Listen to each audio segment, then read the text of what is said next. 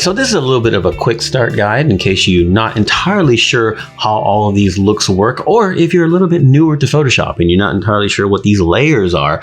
I want to show you kind of the logic of ColorLogic, right? So you have a million color presets here. These are all looks, okay? And then you have the helper actions, which are the gray ones on top. We're going to kind of go over everything to show you how you can modify things, how you can adjust things, so you can understand a little bit better. So for example, if you get them all installed and you put it on button mode here in your actions window, and you think, oh, okay, cool. And I hit score, and now I get a look, and you think, oh, that's kind of neat. Am I done? No, you're not done because there's still things you can do. If you happen to love the look, then so be it. Awesome. Thumbs up. It's good to go. But if for some reason you think it's close, I'm going to change something. I want to teach you how that works. So every look puts all of its adjustment layers into a folder, a layer folder, right? So you have this. Some of them, in fact, most of them are going to have the first four, which is going to be the RGB curves. This is the base. That's why it's called base RGB. The next one is going to be another curves layer. Okay. And that's going to be set for Luma changes. Okay. Oh, by the way, the base RGB is in color blend mode. You don't have to understand blend mode to know that that just means that your color shifts are going to be a little bit smoother and they're not going to impact shadows and highlights and things of that nature quite as much. It just makes a more pleasing look. On top of that, the Luma or luminosity changes is set to luminosity blend mode. And that means your contrast changes and your brightening, your darkening, etc. can be done without affecting color. So that's just to keep things separated. That's what the blend modes are for. And then we have vibrance and saturation set to color blend mode as well to, again, minimize those luminosity changes when we boost or reduce saturation and vibrance. It really is the way to go versus the hue and saturation adjustment layer, which is a powerful tool, don't get me wrong. But for me, it's more for graphics use, graphic design. For portraits and for photos in general, I tend to use vibrance and saturation, and that's why that's there for all of them. You don't have to use them at any moment. You can just turn it off. You can put it back to 0, etc.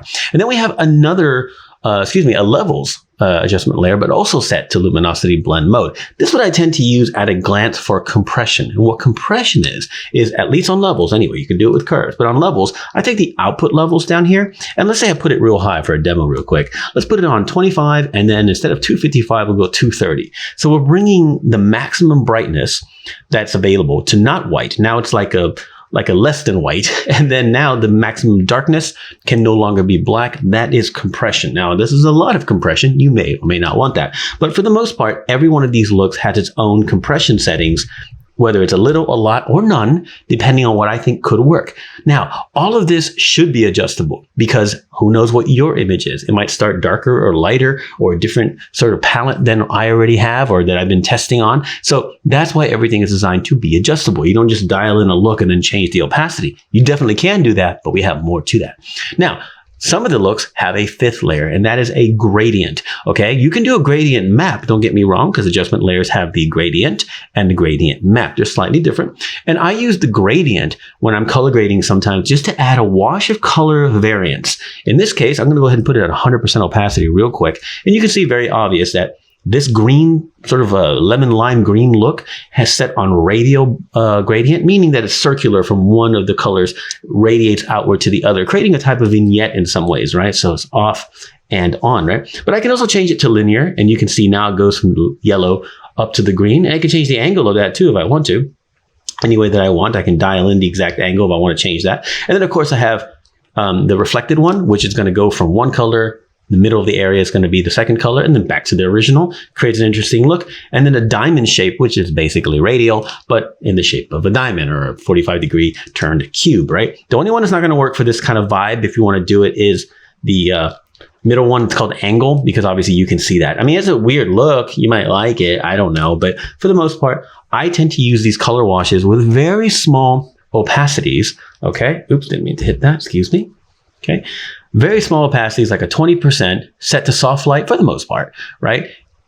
And just get a little extra wash of color. Don't forget me wrong too. If you don't like that and you want to change it to color, you can get a different vibe. You can change it to hue and who knows what else you can get. I tend to leave it on soft light. Let's put it like a 30%. There we go. All right. That's the kind of logical structure of ColorLogic. Every look that you pop out is going to have the base RGB, which in other videos we've talked about how they have multiple presets that you can pull from once you get them installed.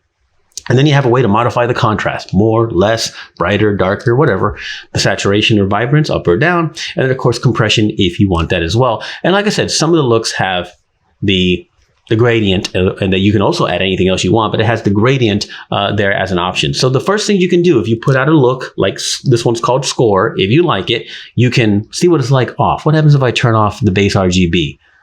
Okay, I get that look. Okay, what happens if I turn off the gradient? I don't really like it. Okay, I get that look. Okay, what if I turn on the gradient, but make the base RGB 60% and the gradient 20%? Okay, cool. And what if I go to the luma area of the curves and I brighten and add more contrast? Okay, interesting. Okay, what if I pull that node out and just brighten in general, but not quite as much? You see, that's the beauty of it. These are just Photoshop tools. It's just that I set it up in logical ways to get you thinking creatively, to try to do things, right? Even with just one preset, you can still play around and do things with it. So in this case, I am going to darken that just a little bit there.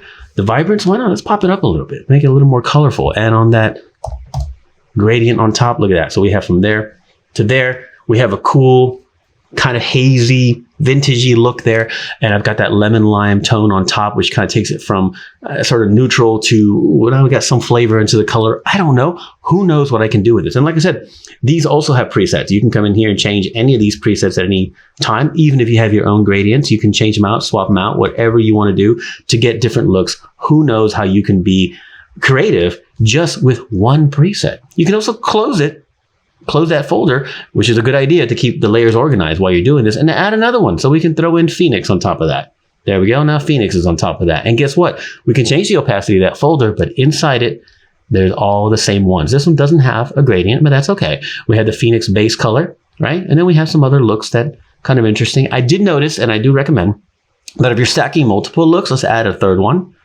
Okay, there's a third one. Doesn't do a whole lot because that one's a very muted blue. But you're stacking multiple looks. Sometimes you end up turning off the luminosity and compression of those just because you're kind of doubling it up unnecessarily. I'm not saying do that absolutely, but every now and then you just kind of want to change that up because maybe you don't want to have multiple instances of brightness and contrast. But then maybe you do. I don't know. So I have the bright look on 50% opacity. I'm going to make it 40. The Phoenix look, I'm going to make it 35% opacity. And then the Score one, my main one that I started with, is full blown. And I've gone from this to this, and I've created a look. So even with just one preset, one look, we can make changes inside that look to keep exploring. And like I said, even on the curves, which is currently 60%, I can make it back to 100. I have presets that I can change and get different looks even there. It's literally endless how you can explore this. And the people who I've let test this already say, okay, I like this approach. I don't really do that approach. Oh, this approach over here works with my workflow already. I like that.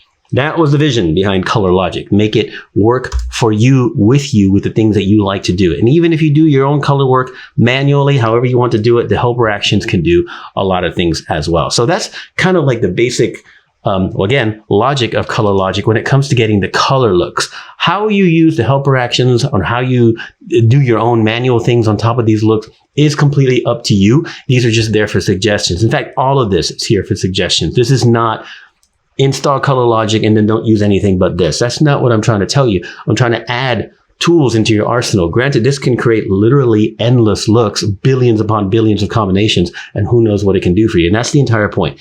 Inspiration and ease of use. So don't forget, even if you put out one look and you like it, it's going to have options inside, whether it's 3, 4, or 5. Open it up to see what's going on with that look.